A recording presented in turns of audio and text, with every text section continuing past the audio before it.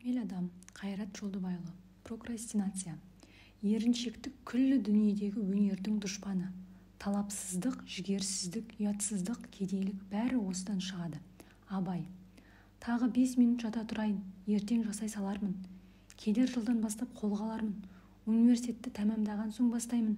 Әуелі айлығы жоғары жұмыс тауып алайын, үйленіп алайын. Кең үйге көшкен кезде бәрі басқаша болады.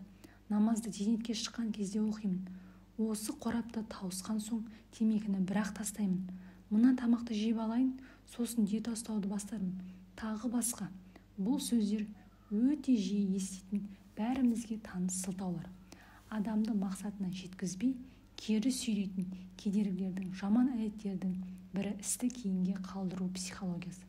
Жетістікке жетемін десеңіз, ертеңге қалдырмай, here and now, яғни осы жерде және сол мезетте жасауды үйреніңіз.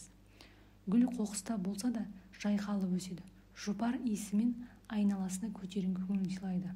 Ол өсу үшін кең даланы, құнарлы жерді, таза ауаны күтпейді.